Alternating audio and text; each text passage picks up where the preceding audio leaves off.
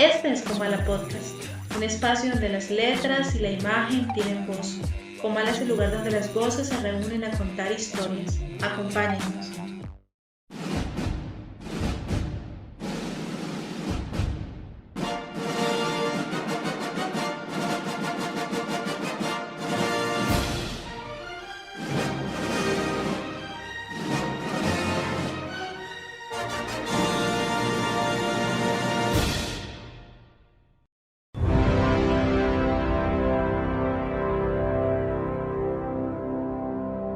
I have the envelope, please.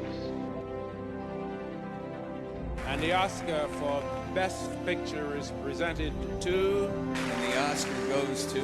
And the Oscar goes to... And the Oscar goes to... And the Oscar goes to... And the Oscar goes... And the Oscar goes... And the Oscar goes to... The Oscar goes to... The Oscar goes to... And the Oscar goes to... The Oscar goes to... And the Oscar goes to... And the Oscar goes to... And the Oscar goes to... Hola y bienvenidos a nuestro programa número 32 y un programa muy especial porque vamos a hablar de los Oscars. Estos premios tan importantes que a todos nos gusta ver y que bueno, cada año nos ponen a pensar cuál será la película que va a ganar, cuál es el mejor actor, la mejor actriz y todo lo demás. Para hablar de estas películas me encuentro como siempre con mi amiga Carol. Hola Carol, ¿cómo estás? Hola Jorge, muy feliz, muy contenta porque es un especial que ha sido muy esperado por mí, yo creo que por todos los amantes del cine y más porque va a ser un especial atípico porque en esta ocasión no vamos a hablar de literatura sino simplemente nos vamos a centrar en 4 obras que son nominadas a estos premios y en las otras 4 obras las trataremos en el siguiente capítulo. Sí, claro, lo hicimos así porque son 8 películas y un programa con las 8 enteras nos quedaría muy largo, así que preferimos centrarnos en las primeras 4 y en el siguiente en las otras 4. Así que nos dices, Carol, ¿qué películas vamos a hablar hoy? Primero vamos a estar hablando sobre Minari, una película dirigida por Lee Isaac-Chung. Después estaremos hablando sobre El Padre, el cual la dirige Florian Zeller. Acto seguido hablaremos sobre El sonido de metal de Darius Marder. Y para finalizar, El juicio de los 7 de Chicago, dirigida por Aaron Sorkin. Y yo tenía una pregunta para ti, Carol. En general, dando tu opinión así de cada una de las películas que vamos a hablar hoy, ¿qué tal te parecieron? Jorge, la verdad, pues las empecé a ver y no me parecieron, digamos, son buenas, pero no merecedoras de tal premio como son los Oscars.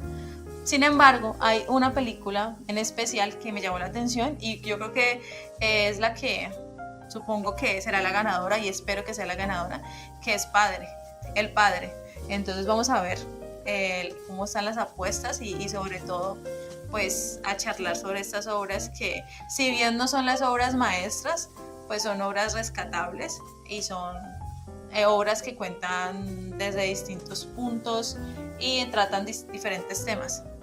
Entonces estamos ahí pues a hablar para las primeras 4 películas y por mi parte, Jorge, te voy adelantando y les voy adelantando a los escuchas que mi preferida ha sido El Padre. Yo igual que tú, Carol, estoy un poco decepcionado de las nominadas. Hay películas que me gustaría que estuvieran, como Drunk, de la cual hablamos en el capítulo anterior sobre el tema del alcohol y que no están nominadas como mejor película y no sé por qué, que me parece mucho mejor película que todas las nominadas en esta ocasión. Y al igual que tú, disfruté mucho del Padre, me parece una película redonda, completa, que nos habla de algo bastante profundo de una manera muy interesante. Así que como dijo Carol, esperamos que ustedes pues den su opinión en los comentarios, que nos digan cuál ha sido su obra favorita de estas que vamos a hablar y de todas en general y cuál creen que va a ganar. Así que, ¿qué te parece, Carol, si empezamos? Empecemos.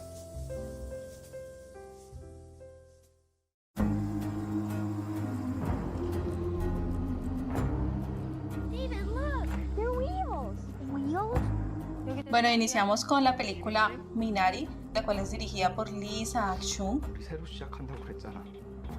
En esta película nos habla de una familia coreana estadounidense que se muda a una pequeña granja en Arkansas, y esta familia pues prácticamente está en manos de las decisiones del padre, el cual tiene un sueño, construir una granja, una finca de frutos que sean propios de Corea.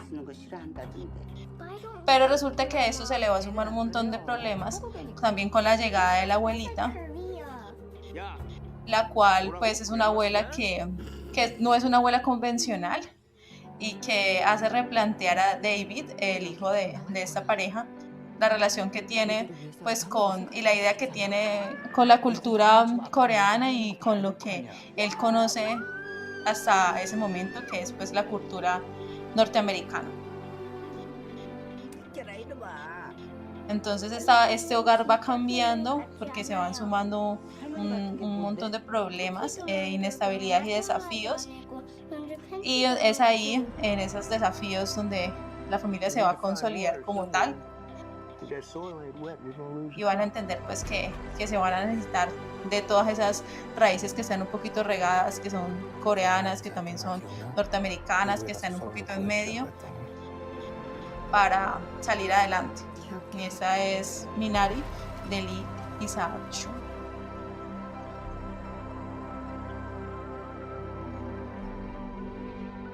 Pretty boy, pretty boy. I'm not pretty, I'm good looking.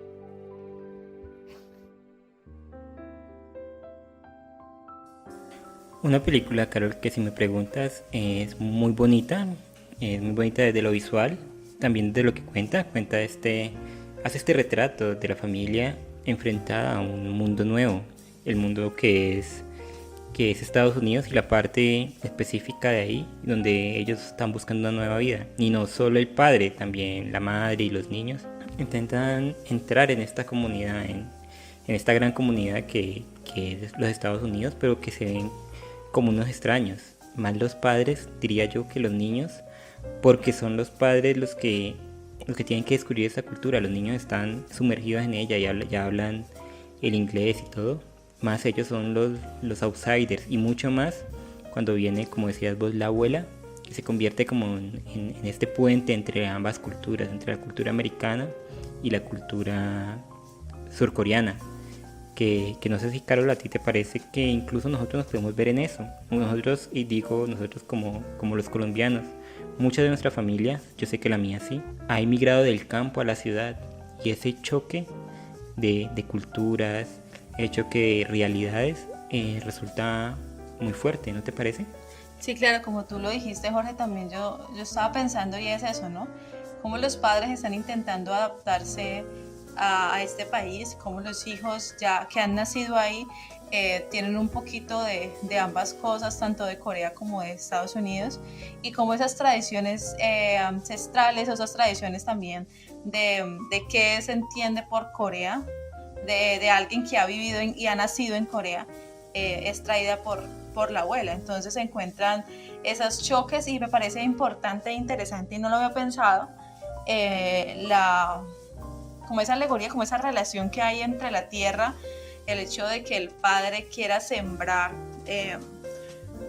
alimentos que provengan netamente de Corea para venderlos a coreanos que se han instalado también en Estados Unidos, pero se encuentra pues con un montón de trabas, y al final esos alimentos pues terminan quemándose, y como la abuela, de manera muy natural y entendiendo su contexto y de cierta manera pues no tratando de imponer, sino respetando, planta esas raíces Minari. Por esa razón también se llama la película así, pues una especie de planticas que crecen cerca al agua, como planta estas hierbitas, y al final se dan de manera muy natural, y sobre todo se reproducen, ¿no? Porque ella los planta, y cuando la abuela muere, el papá y el hijo van a mirar cómo va la cosecha, y se ha extendido. Es como si ella estuviera poniendo su granito de arena para que sus nietos también se adapten a esa cultura que ha nacido ahí, pero que de cierta manera es ajena, al verse ellos también reflejados en la figura de su abuela. y al estar en medio de ambas partes. Sí, lo que dices es muy interesante y yo lo tenía que anotado también, porque ellos quieren ser en este nuevo mundo, como estábamos diciendo, sin perder sus orígenes, porque aunque ellos están en Estados Unidos, se quieren unir y juntar con la población surcoreana. Les venden sus productos a este tipo de gente, les venden sus cosas para que se comercialicen en negocios surcoreanos y no quieren perder eso. Yo creo que aquí la imagen de la abuela es la que viene a romper esto, porque si bien es una unión entre el pasado y el presente, entre lo originario y lo nuevo, yo creo que ella también en esta acción de quemar los vegetales, que ocurre sin querer, porque ella intenta ayudar, pero a la larga termina provocando un incendio, le está diciendo como a la familia, no se aferren a lo viejo, no tienen que simplemente ser esto, pueden transformarlo y convertirse en otra cosa, tienen que ser como estas hierbas que tú dices, Minari, que es una planta que se adapta sin importar la situación, sin importar el lugar. Ellas están ahí, son surcoreanas, la planta es surcoreana, pero se adapta al terreno donde está, no tiene que cambiar drásticamente, sino que vive en concordancia con el medio ambiente en que la han sembrado. Mira, Jorge, que me llama la atención porque también los alimentos cuentan también a través de la película, y este niño David se niega a tomar el caldo. Es un caldo extraño que ha hecho la abuela, no recuerdo muy bien de qué dijeron, de qué estaba hecho, pero él se niega a tomarlo, como si estuviera rechazando esa parte coreana, y en vez de eso, pues consume alimentos netamente, pues que se entienden, no se relacionan con la cultura estadounidense. Y cuando la abuela empieza a tomar esa Coca-Cola o esa bebida estadounidense, después de que ella la toma y no había caído en cuenta en eso, empiezan los problemas de salud, y parece como si ella al adoptar esa cultura no deja a un lado, sino que pues también se va adaptando a ella, pero pues va perdiendo o olvidando cómo es esa abuelita coreana, porque es que al niño la reprende diciéndoles que tú no eres una abuela, porque es que las abuelas deben de ser de cierta manera, pero esta abuela que es coreana, pues es una abuela que es muy ruidosa, una abuela que le exige al nieto, a pesar de que sepa que tiene problemas de salud, que lo que tiene que pasar pues va a pasar. Entonces esta abuela, cuando toma esa bebida estadounidense, le empieza a fallar la salud, y es precisamente cuando ella en la última parte de la película quema los alimentos y se ve un poco desorientada, va caminando como sin rumbo, y después muestran que la abuela, pues no muestran, pero se da a entender que la abuela muere. Mira que yo en cambio creo que la abuela es la que mejor se adapta a la cultura americana.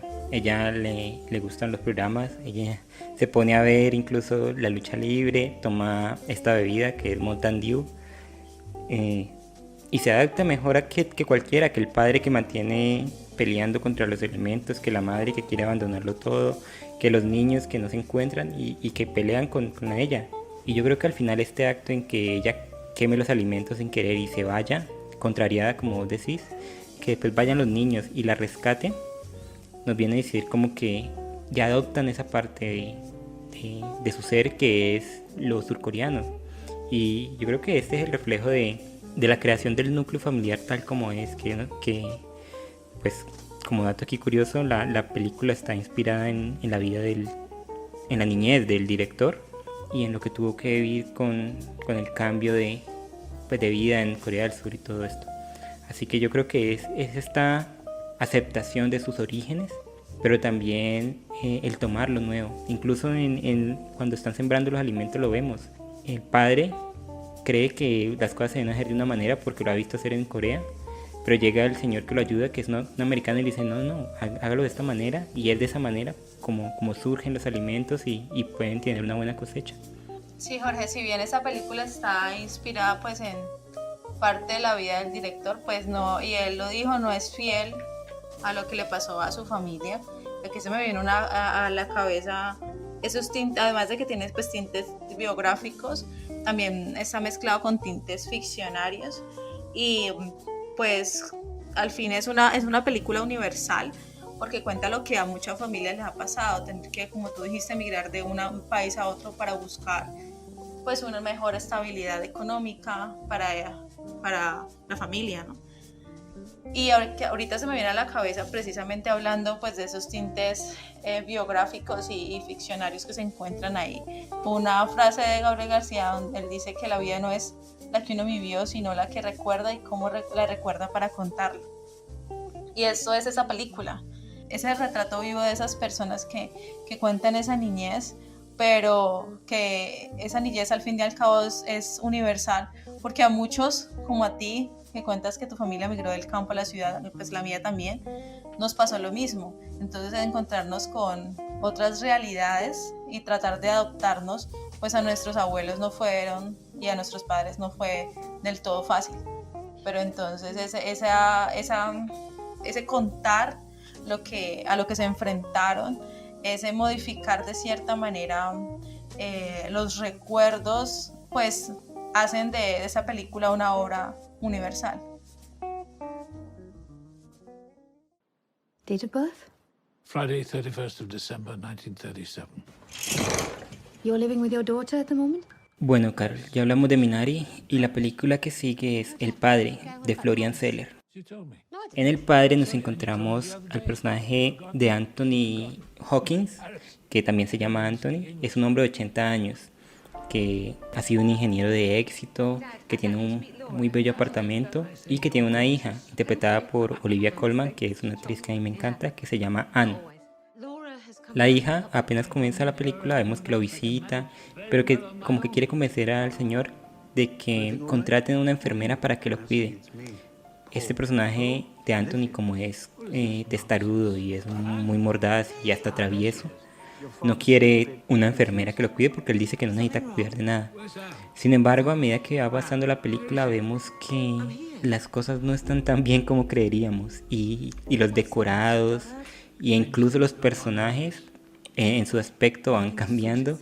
Y es que el padre habla de cómo una persona mayor va perdiendo la memoria debido a una enfermedad, al Alzheimer. El director y el escritor, que es el mismo, han creado una trama que incluso da un poco de miedo porque no sabemos qué está pasando, no sabemos quién son los personajes, no sabemos quién es la hija, quién es el marido de la hija, quién es la enfermera que lo viene a visitar, por qué cambian, y todo esto es la degradación de la mente de Anthony.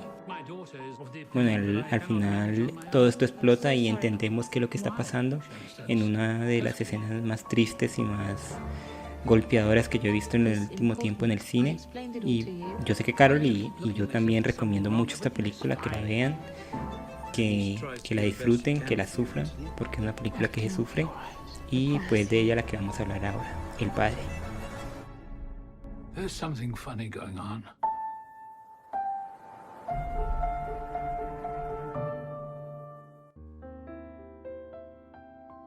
Yo estoy en desacuerdo contigo cuando dices que la película da como un poquito de miedo. Yo diría que al inicio da inestabilidad, como lo mismo que siente el personaje, porque la película incluso está contada desde una primera persona. Es lo que él ve y cómo su mente se va deteriorando y cómo mezcla rostros, sobre todo, cómo empieza a relacionar una cosa con la otra, pero la relacionan de tal manera que esos eventos no tienen sentido, sino que se los da hasta cuando al final se revela verdaderamente qué es lo que está ocurriendo.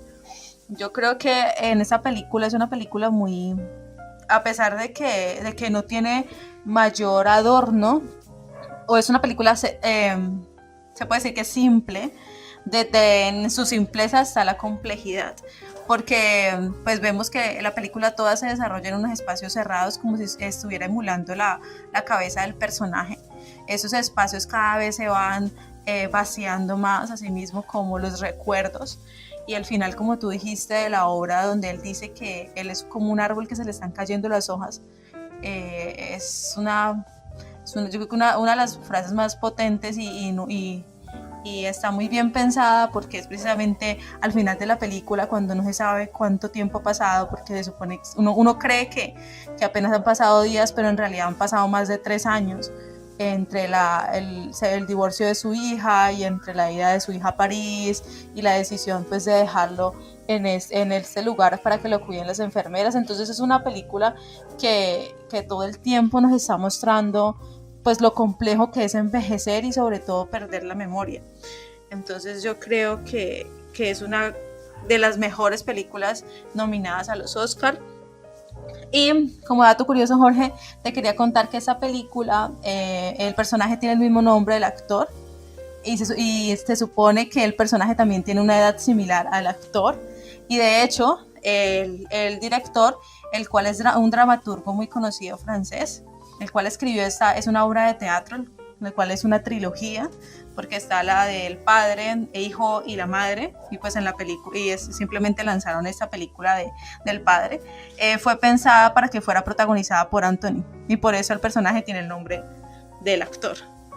Entonces es muy llamativo cómo este actor hace suyo el papel, y sobre todo la grandeza y toda esa herencia teatral que tiene Anthony, con esa facilidad y esa destreza de contar las cosas como si precisamente lo estuviera sufriendo en carne propia, porque él también es una persona mayor, porque él también de cierta manera existe la posibilidad de que él, al ser una persona mayor, también pues le ocurra algo similar y pues que cuente algo tan universal como es la vejez y la pérdida de la memoria.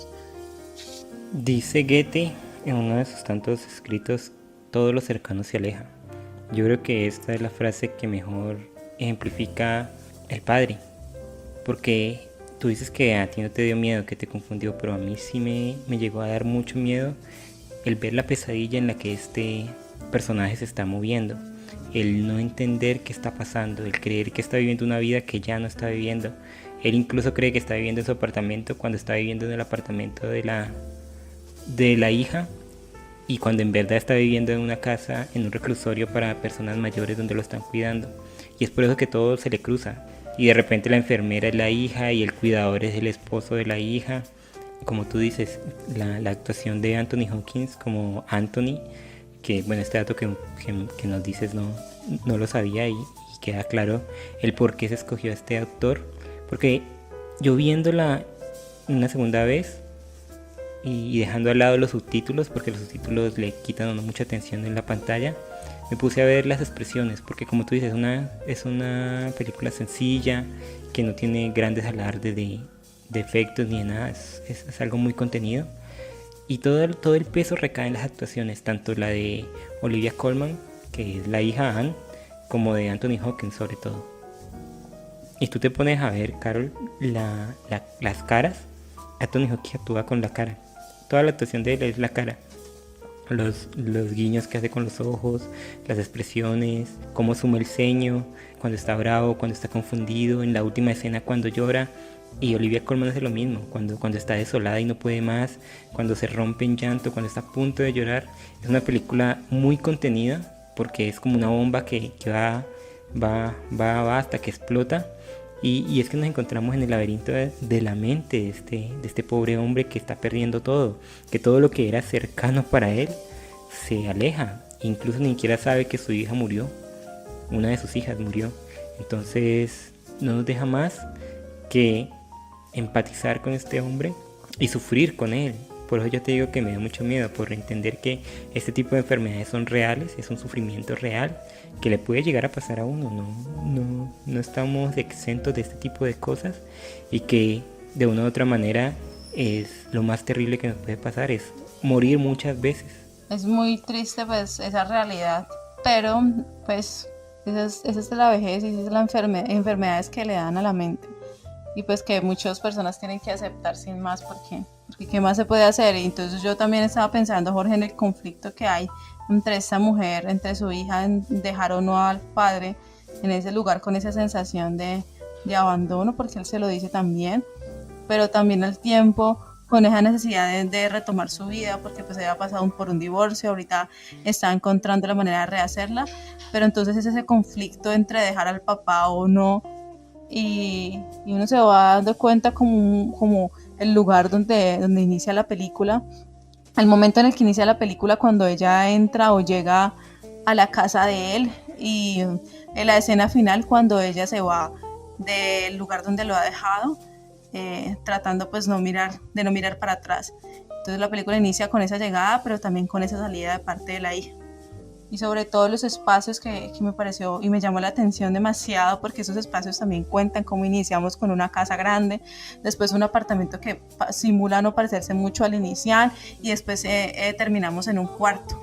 Entonces es como si esa pérdida de la memoria cada vez hubiera menos espacio y así como la mente, pues cada vez la información que se tiene pues es menos, o los recuerdos que se tienen mejor son menos.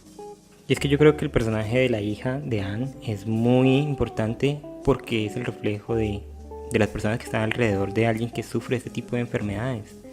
Y nos deja ver que ellas que también sufren, que trunca sus vidas, que hay mucho dolor detrás de esto. Y detrás de esta decisión que tú dices, cualquiera de nosotros o la mayoría de nosotros, al tener que dejar a nuestros padres al cuidado de otros, tener que meterlos en una institución, yo creo que sería la decisión más terrible que podemos tomar, porque pues... Yo no podría, sinceramente no. Yo podría siempre y cuando la situación se me fuera de las manos, como a ella, por ejemplo. Porque yo he conocido casos de la misma enfermedad, de personas que sufriendo esto se vuelven un peligro para sí mismas y para la gente que está a su alrededor, para los niños, para incluso los adultos, y se hacen daño. Porque la enfermedad allí, como la muestran, es dura, pero en la realidad es mucho más dura realmente. Yo conozco casos muy cercanos que lo dejan a uno roto totalmente. Así que yo sería capaz si no hubiera otra opción. Pero yéndonos un poquito para la película en sí, los espacios como tú dices. Y me da curiosidad que él cada vez que haya un problema se meta a su cuarto.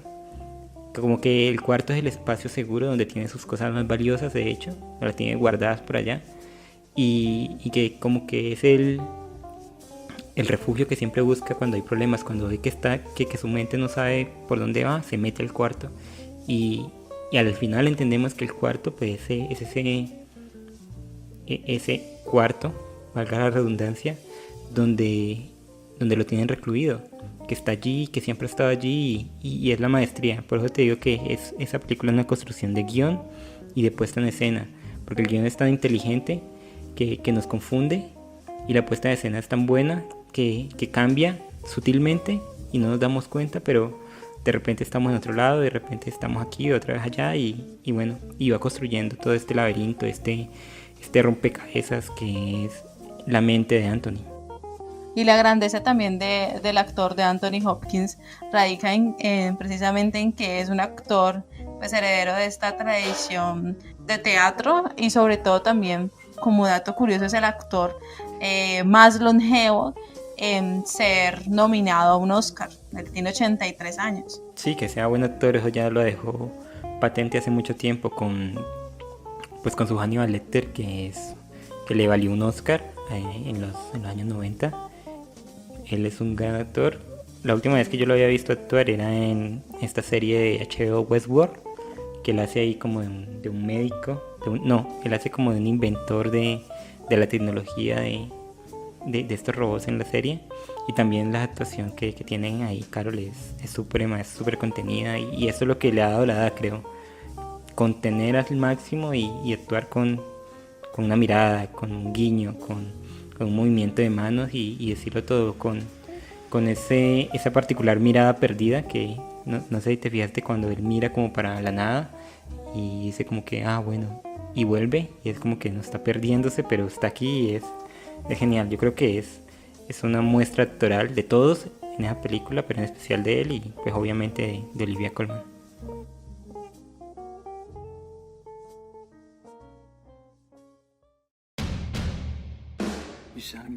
Bueno, y pasamos a la tercera película, El sonido del metal, dirigida por Darius Marder.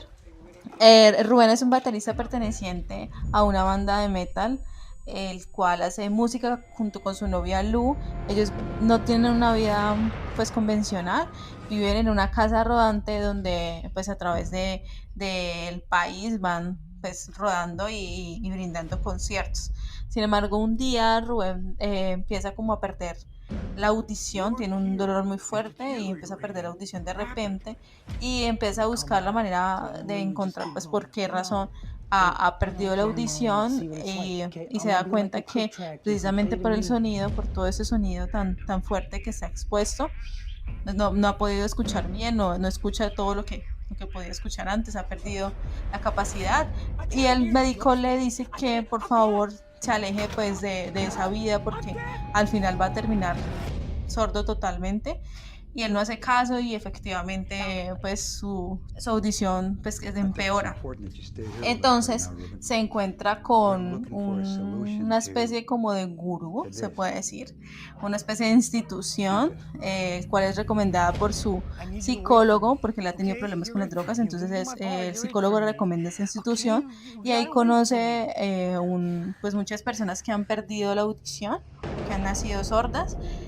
Pues inicia como esta transición, pero hay unas reglas que cumplir, las cuales son precisamente aceptar esa realidad tal y como le llegó y no tratar de recuperar su vida como la conocía antes, porque y cuando él trata de hacerlo, pues se da cuenta que en realidad no lo va a lograr. Cuando él hace un caso omiso a esas reglas y se opera, se da cuenta que el recuerdo que él tenía de cómo se escuchaba la vida, pues nunca va a poder vivir esa experiencia de nuevo y acepta su discapacidad, al final retirándose el implante que él mismo se ha mandado a poner. Y ese es El sonido del metal, dirigida por Darius Marder.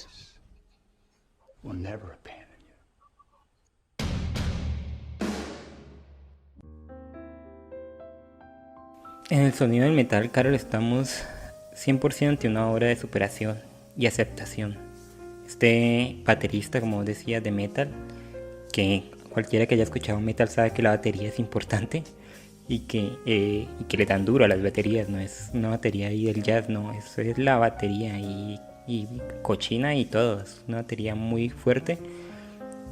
Y yo, la primera vez que me vi esta película, Carol, y yo te lo dije, no entendía por qué tenía que ver el metal y todo eso, porque eso pasa muy como superficial, porque él de repente es batero en esta banda junto con su novia, pierde la audición y ya la batería es cosa del pasado, ya el metal es cosa del pasado. Pero pensándolo un poquito más, caí en cuenta de que si él no hubiera sido metalero o si no hubiera tocado batería, el golpe no hubiera sido tan fuerte. Me explico. Supongamos que él no era baterista, sino que era, no sé, arreglaba techos o cualquier otra cosa. La audición no hubiera sido tan importante. Para un baterista la audición lo es todo, porque a partir del ritmo puede hacer su arte. Y que él pierda la audición significa no solo perder su trabajo, sino perder su novia, perder su futuro, perder absolutamente todo. Se queda sin nada. Es una persona que no tiene absolutamente nada y que se tiene que rehacer conforme va pasando el tiempo y conforme conoce a esta gente que lo ayuda y le enseña el lenguaje de señas y él entiende. Y una parte muy, muy interesante de la película es que cuando él se confronta con este señor que lo ayuda, él dice que él no está, como que apenas está cayendo en cuenta de su situación y dice no, que él quiere hacer la operación y volver a escuchar y el señor le dice, en esta institución no vienen las personas que quieren volver a escuchar, sino las que quieren aceptar que son sordos y que esa es otra realidad y que no está mal. Ser sordo no tiene nada de malo, simplemente son sordos y ya viven su vida con esta situación. Entonces, si bien a mí El sonido del metal no me gustó mucho, no es una película que me vería otra vez, por ejemplo, sí me pareció una película que profundiza bien esto de quien pierde todo y tiene que volver a comenzar. Sí, tú lo dijiste bien, es rehacerse, ¿no?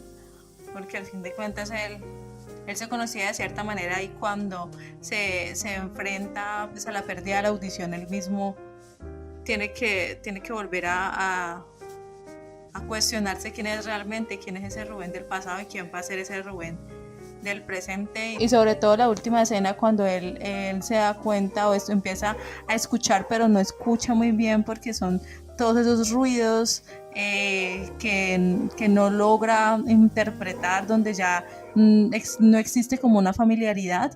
Entonces cuando él se retira precisamente ese aparato metálico de su cabeza, entiende que pues que la vida es lo que es y que hay que afrontarla tal como le vino, como se le presentó y sobre todo abrazar esa discapacidad que para en esta institución se recalca que no lo es, sino simplemente es una manera de vivir y entender la vida. Por eso este personaje le dice que aprenda y sobre todo que abrace esa nueva realidad. En cierta medida, Carol, el sonido del metal y el padre comparten mucho en eso. Comparten en que su personaje lo ha perdido todo. Si bien el padre está perdiendo la memoria, que es como perder absolutamente todo, perder su realidad y tener que enfrentarse a esto y tener que aceptarla, porque la escena final es una aceptación de su condición. En el sonido del metal es un joven que está aceptando una nueva realidad y que tiene que luchar contra ella. Yo me pongo en los zapatos de él y me imagino que de repente todo lo que yo creía fijo desaparece la gente que amaba, porque la novia de él se va, es una mujer con muchos problemas y al ver que él tiene más problemas que ella y peores, decide partir y dejarlo prácticamente solo. Pierde el norte en su profesión, ya no puede ser baterista, ya no puede ser músico. Entonces, ¿cómo renacer a partir de ahí? Y por eso es que él se pone vende todo, vende su tráiler, vende sus instrumentos, vende absolutamente todo para ponerse este audífono, este implante. Y ahí, como tú dices, a la larga, en esta última escena, él entiende que ya la realidad no va a ser como era, ya no va a poder vivir esa vida que tenía antes de que perdiera la audición, y por eso es que se quita el implante y comienza a vivir su vida como una persona sorda, que va a tener que enfrentarse a otro montón de retos, pero como nos lo muestra la película, en todo el proceso que él aprende el lenguaje de señas y la convivencia con las personas sordas, con los niños, con todos los de la institución, se da cuenta que una vida así es perfectamente vivible, que no tiene que envidiarle a ninguna otra persona y que a la larga, como te decía al principio, la historia de sonido del metal es como alguien cae en el desespero y de repente supera, y por eso creo que es una película interesante, que no sé si debería estar nominada a los Oscar, porque más allá de la actuación del protagonista no me parece nada más recalcable, pero pues que es bonita y que da un buen mensaje. Sí, yo tampoco creo que podría ser una película merecedora de un Oscar, sin embargo, como tú dijiste, pues es una película que cuenta a través precisamente del sonido, y no del sonido, sino también de los silencios, ¿no? Cuando él se empieza o quiere entender qué es lo que sus compañeros están diciendo cuando está aprendiendo el lenguaje de señas, y los ve a ellos comunicándose, pero él todavía no ha entrado pues a ese mundo, o cuando por ejemplo decide quitarse el audífono, o cuando se lo pone y se da cuenta que lo que escucha simplemente son unas voces, unos ecos de esas voces, un recuerdo de lo que él hasta ahora creía que podría escuchar cuando se operara. Entonces son los silencios lo más importante, lo que más cuenta en la historia, precisamente porque el personaje perdió la audición y nosotros solamente vamos a poder entender ese drama si de cierta manera nos ponemos en el puesto de Rubén.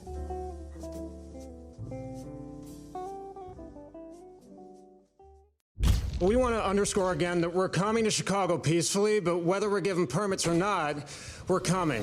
Bueno, Carol, la última película de la cual vamos a hablar hoy es El juicio de los 7 de Chicago. Y antes tengo que hacer una pequeñísima aclaración. Esta película es una película muy norteamericana, muy gringa, porque habla sobre un hecho histórico concreto que pasó en un año concreto, con un contexto político y social concreto en Estados Unidos. Para muchos, sobre todo los latinos o los europeos, esto le queda muy lejos y no lo va a entender del todo, Por ello creo que es una película estadounidense hecha para estadounidenses, que bueno, que uno la puede entender sí, pero que no la va a sentir tanto. Bueno, la sinopsis es la siguiente. En 1969, Carol, ocurrieron muchas cosas en Estados Unidos. Estaba la guerra de Vietnam, Nixon estaba el presidente y había muchas protestas. El movimiento hippie estaba en todo su poder. Y en Chicago se celebró una convención del Partido Republicano. Y a ella fueron mucha gente a protestar porque el Partido Republicano era los que querían, estaban pro guerra, pro Nixon, estaban apoyando todo esto que la contracultura no quería. Y incluso en esta protesta estaba el poeta Allen Ginsberg y muchos personajes históricos muy interesantes. Estas protestas se suponían que eran pacíficas, pero como toda protesta que se supone que es pacífica y sobre todo en esta época, se fue de las manos y hubo muchos conflictos y hubo muertos incluso. El Estado, con el FBI a la cabeza, acusó a 7 personas, 7 activistas que estaban, 5 activistas que estaban como regentando todas las protestas, un par de hippies, unos estudiantes, unos de un sindicato y otros 2 personas que estaban ahí, que los habían cogido como porque sí, porque si cogían solo activistas, la prensa iba a decir que estaban coartando la libertad de expresión de esta gente. Entonces cogieron a 2 personas random de la calle y los acusaron también, así legitimaban su acusación. En este juicio, que fue muy popular y es una cosa muy conocida en Estados Unidos, se vio como las instituciones, el FBI, la CIA, el gobierno en general de Estados Unidos se iba en contra de estas personas, no porque hubieran hecho algo malo, porque ninguno de ellos hizo algo malo, sino por la manera en que pensaban. Así que pues el juicio de los 7 de Chicago es el enfrentamiento entre el poder, el establishment, contra el pueblo, se podría decir, contra los representantes de movimiento contracultural. E incluso en ese juicio hubo un 8º acusado, que fue el presidente de las Panteras Negras, al cual acusaron de que había asesinado a alguien, siendo mentira, y la verdad fue que él solamente estuvo en Chicago 2 horas esa noche, el día que pasó todo, y se fue de Chicago. Pero lo acusaron y en un acto de barbarie en el juicio lo amarraron, lo amordazaron, le quitaron toda la dignidad que podía tener, y esto repercutió mucho en el movimiento de las Panteras Negras y en todo esto que fue el movimiento por los derechos civiles en Estados Unidos. Y este es, con una explicación a grandes rasgos, la historia y la sinopsis del juicio de los 7 Chicagos, dirigida por uno de mis escritores de guión favorito, que es Aaron Sorkin. Pues Jorge, yo lo que veo aquí es una película que también, pues si bien como tú dijiste pertenece a una cierta cultura, pues también es de parte pues de la realidad que todos también en Latinoamérica y en el mundo vivimos, con la brutalidad policial, de la represión y sobre todo el deseo de modificar esa realidad o cómo pasaron las cosas realmente para el beneficio de unos cuantos, ¿no? Entonces ahí se ve cómo estos personajes están luchando por una causa justa, pero pues se quiere tratar como de inculpar a inocentes, y en este caso pues se ve toda esa injusticia precisamente por este presidente de las Panteras Negras, que en realidad no estaba dentro de las manifestaciones, pero que al ser una persona afro pues quieren tomarla como de carnada para también justificar y sobre todo mirar cómo inculpar a este movimiento también. Entonces yo creo que es una película que cuenta pues precisamente todo esto y lo hace a través de actores, porque el elenco es súper importante, ¿no? Son actores muy reconocidos como Sacha Baron, como Eddie, como este personaje del cual también hablamos en una de sus películas, Joseph Gordon, de 500 días en Summer. Es un elenco importante, y más porque también dentro de la película nosotros nos estamos moviendo a través del tiempo. Estamos en el juicio, pero también retrocedemos para ver las marchas y luego regresamos, además del lugar donde están ellos, del juicio, como a la casa donde se reúnen. Entonces son esos espacios cerrados que cuentan lo que pasó en esos espacios públicos. Es como un recordar, un flashback. Entonces pues la película en sí, pues la verdad, siéndote sincera, no es la gran obra. Es una película que simplemente cuenta un momento histórico y pues lo hace a través de esos magníficos actores. Yo tampoco creo que sea la gran obra, no diría que es una película genial, ni mucho menos la mejor escrita por Aaron Sorkin, que también escribió La Red Social, dirigida por David Fincher, que esa sí es una película inmensa, pero creo que es una película hecha para nuestros tiempos, y sobre todo, por eso recalco, hecha para los tiempos que está viviendo Estados Unidos hoy en día. Y es que es una película supremamente enfocada en esos movimientos de Black Lives Matter y todo lo que ha conllevado la subida a la presidencia de Donald Trump, y cómo la cultura allá en Estados Unidos se ha dividido, cómo algunos lo apoyan, como otros no, y cómo en la película vemos, por ejemplo, que estos personajes activistas están buscando una justicia real, están yendo por sus ideales, y las instituciones, el gobierno, está tratando de subyugar eso, de quitarles el derecho a protestar, y además de quitarles eso, de inculparlos por algo que no hicieron, que ninguno de ellos hizo. Y esto es algo que también se está viendo hoy en día con los movimientos sociales de Estados Unidos, y que en cierta manera el juicio de los 7 de Chicago y Aaron Sorkin están diciendo que las cosas no han cambiado. Realmente las cosas no cambian, sino que se repiten. Exacto, y hablando de cosas que se repiten, pues con la muerte de este manos de la policía. Ajá, George, exacto. En México también pasó absolutamente lo mismo. Una mujer murió a causa del abuso policial, una salvadoreña. De hecho sufrió una fractura en la columna.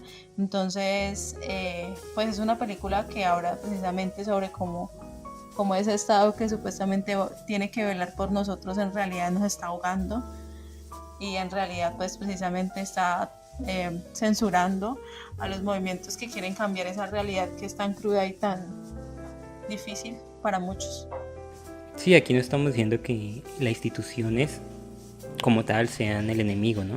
Solamente que cuando se fijan en una postura, cuando están ahí fijos en eso y no quieren abrir su perspectiva, no quieren ver algo más, no quieren ver que hay gente que está protestando, que no está de acuerdo, y comienzan a juzgar a esas personas por sus actos y no por lo que hacen, que es el caso del juicio de los 7 de Chicago, que solamente los juzgaron porque eran líderes, o porque eran hippies, o porque eran negros y hacían parte de las Panteras Negras. Entonces esto ya les ponía una diana en la cabeza y les decían: estos son malos, estos van a ser destrozos, estos fueron los culpables de que en Chicago hubieran muertos, que en Chicago no se pudiera hacer lo que se quería hacer. Y nos deja ver que el ejercicio del poder y del abuso del poder está presente en todas las épocas de la historia humana, ya sea aquí en Colombia en el 2021 o ya sea en Chicago en el 1969. Los abusos policiales, los abusos del poder se encuentran ahí, y en este tipo de contextos la lucha, la protesta es supremamente importante, y es reivindicativa, y nos demuestra cómo el individuo puede luchar contra las instituciones y cómo puede ganarle cuando la causa es justa. Bueno, y con esto terminamos el análisis del juicio de los 7 de Chicago y de las primeras 4 películas en nuestro especial de los Oscar. Recordamos que el próximo capítulo analizaremos las otras 4, y que a través de la semana vamos a estar poniendo contenido extra en las redes sociales, tanto en Instagram como en Facebook y en Twitter, ¿no, Carol?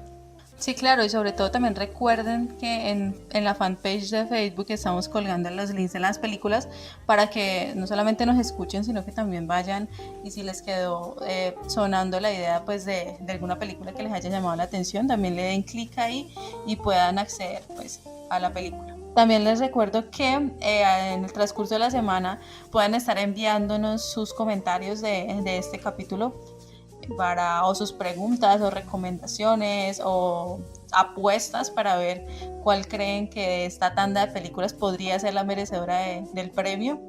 Y de todo esto vamos a estar hablando el día jueves a las 8 de la noche por nuestra red social Instagram.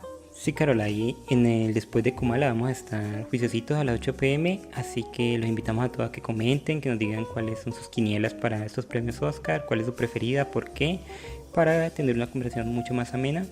Y nosotros vamos a decir cuáles son nuestras preferidas, cuál creemos que va a ganar y cuál nos gustaría que va a ganar, pero en el siguiente programa, cuando ya hayamos analizado todas las películas, nos parece que es mejor así.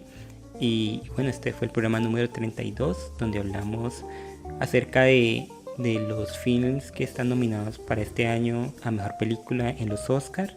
Un especial, el primero de dos. Así que muchas gracias por escucharnos, muchas gracias a Carol por estar aquí presente y nos vemos en la próxima. Nos vemos en la próxima.